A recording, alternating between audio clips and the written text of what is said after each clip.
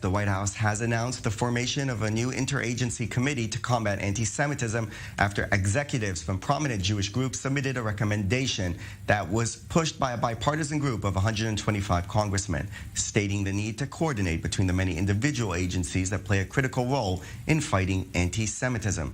Press Secretary Karen Jean-Pierre said Monday that the new interagency group will be led by the White House's Domestic Policy and National Security Councils, with their first task being to develop a national strategy to counter anti-Semitism. Now let's bring in security and political analyst Martin Himmel. Thanks for being with us. So explain a bit about what this new committee is going to be bringing to the table.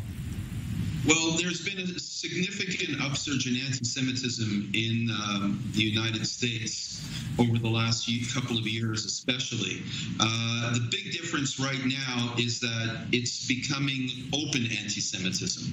In other words, what you said in back doors and back rooms has come to the forefront. And this is also due to the Kanye West episode, where Kanye West has come out and put blatant anti-Semitic remarks on social media and in speeches. That has encouraged others to come out. There was a recent demonstration in Chicago in the middle of the central train station, where a group of people were openly calling for support of the Holocaust and openly calling that the Holocaust was the right thing.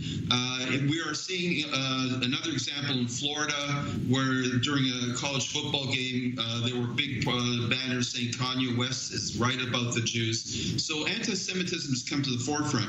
It's also being helped by the fact that former President Trump has met with a white supremacist and Kanye West, who both are either Holocaust deniers or saying the Holocaust was just. And so this interagency is basically a coordinated attempt to fight this growth of anti-Semitism. The question, can it do it or not, remains to be seen. Right, and you talked there also about President Trump potentially making a run and that fateful sort of dinner where he hosted Kanye West, and also Nick Fuentes is also a white supremacist figure. So is that also something that kind of people are talking about, or are they not making this a partisan issue of which political party is in government? Well, the big problem here is that the Republicans did not come out categorically to condemn that dinner. They did not come out in court and they did not come out and state that this is wrong, that it's completely opposed to their values. I'm sure it is, but they don't want to touch Donald Trump because he still has tremendous power in that party. He might be their presidential candidate. But Donald Trump is certainly flirting with anti-Semitism. He's certainly flirting with the anti-Semites.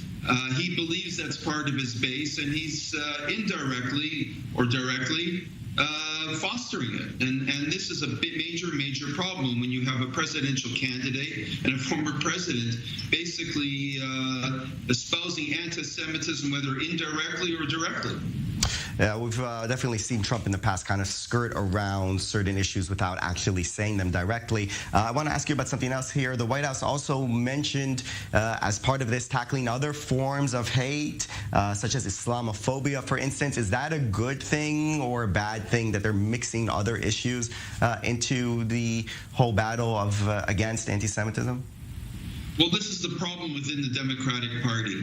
You have certain groups in the left of the Democratic Party who also espouse quasi-neo-anti-Semitic values when they equate Israel and Jews to racism and anti-Zionism, etc. And many of these groups say that, well, there's serious Islamophobia. There is Islamophobia in the United States. It is a serious problem. But the highest escalating racism in the United States right now is anti-Semitism. And really, the focus should be on the escalating anti-Semitism without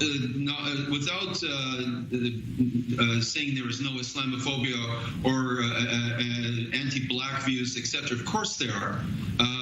The fact that he's equated all that together is to placate the far left-wing parts of the Democratic Party.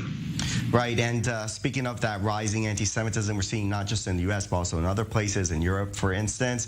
Is that something that's going to sort of be an issue here as well? Are they going to relate to that, or is this just focused on what's going on in the United States?